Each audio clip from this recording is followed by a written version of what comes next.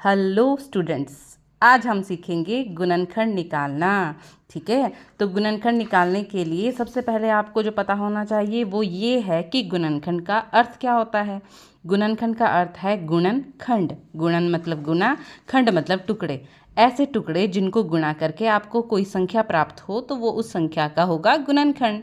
ठीक है, जैसे मान लो आपके पास अगर किसी संख्या का गुणनखंड निकालना होता, मान लो संख्या है 10, तो 10 के गुणनखंड क्या होंगे, वो संख्याएं जिनको गुणा करके आपका आता है 10। जैसे 1 और 10 को गुणा करेंगे तो आता है 10 एकम 10, तो ये आपका 10 का गुणनखंड होंगे। ठीक है, तो 1 और 10 10 के गुणनखंड है।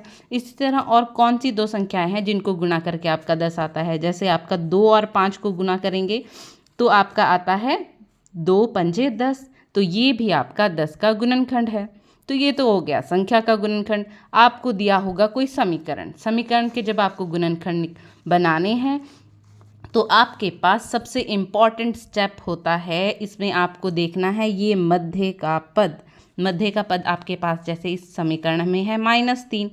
आपने इस मध्य के पद को इस तरीके से तोड़ना है कि आपका ये जो मध्य का पद है, ठीक है, वो इस तरह आए कि उनको जो वो उसके टुकड़े हैं उनको गुणा करके आपका प्रथम और लास्ट पद को जो गुणा करके आया वो आए। ठीक है, तो आपके पास जैसे आपके पास मध्य का पद इस समीकरण में है -3x। ठीक है, आपने करने हैं इसके दो ऐसे टुकड़े जिसको प्लस और माइनस करके तो आपका -3x आता हो, और गुणा करके आपके जो अन्य पद हैं, अन्य पद क्या हैं, अन्य पद ये आपके रह गए हैं x² और -10। x² और -10 को जो गुणा करके आया, आप इसको गुणा करेंगे तो ये आएगा -10s²। ठीक है, तो ये आपका आएगा -10x²। ठीक है, तो इसका मतलब हुआ आपको -3 के ऐसे टुकड़े बनाने हैं जिसको गुणा करके आपका -10 आना चाहिए। तो आप 10 के ही गुणनखंड इसमें यूज़ करेंगे। ठीक है, तो 10 के गुणनखंड अभी आपने बनाए थे जैसे 1 और 10। ठीक है, पर इसको आप जमा करो या घटाव करेंगे तो ये आपका 9 या 11 प्राप्त होता है, ये मुझे नहीं चाहिए। और गुणनखंड क्या है, 2 और 5। 2 और 5 को यदि मैं जोड़ती हूँ तो 7 आता है, पर यदि मैं इसको घटाऊंगी तो आपका 3 आ जाता है। ठीक है, और आपको चाहिए -3। -3 आपका तभी प्राप्त होगा जब आप इनको इस तरीके से घटाएंगे कि बड़ी संख्या के आगे माइनस होगा, क्योंकि सॉल्व करने के बाद जो निशान आता है वो वही आएगा जो बड़ी संख्या के आगे निशान होगा। ठीक है, तो बड़ी संख्या के आगे जब माइनस होगा तभी आपका ये -3 आएगा। ठीक है, अब ये एक प्लस की संख्या है, एक माइनस की है, प्लस माइनस होता है माइनस। माइनस करेंगे, 5 में से 2 घटाएंगे तो आएगा 3, और बड़ी संख्या है इसमें 5, 5 के आगे है माइनस का निशान, तो ये -3 आ जाएगा। तो यदि आपको इतना स्टेप समझ आ जाता है तो आपका क्वेश्चन सॉल्व करना बिल्कुल ईजी हो जाएगा। ठीक है, तो आपने क्या करना है, -3 ये मध्य के पद को प्रसारित करना है, और ये आपको इस तरीके से प्रसारित करना है कि इसको करेंगे 2x - 5x। ठीक है, 5 में से 2 घटाएंगे तो आ जाएगा 3, बड़ी रकम का निशान है माइनस का, तो ये आएगा -3।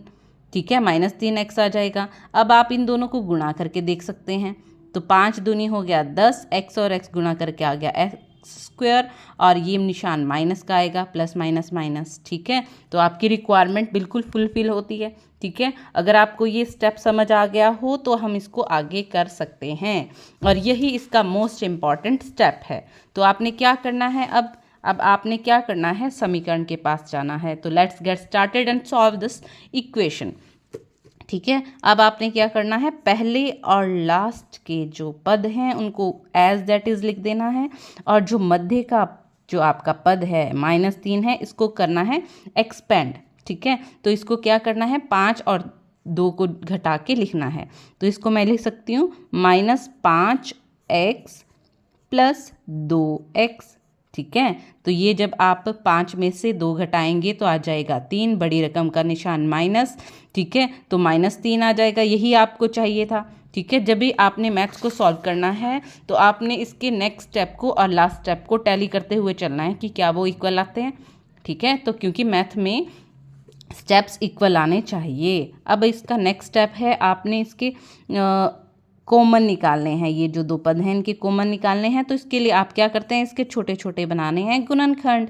ठीक है, इसका गुणनखंड आएगा x और x, ये क्योंकि x और x को गुणा करके आपका x स्क्वायर आता है।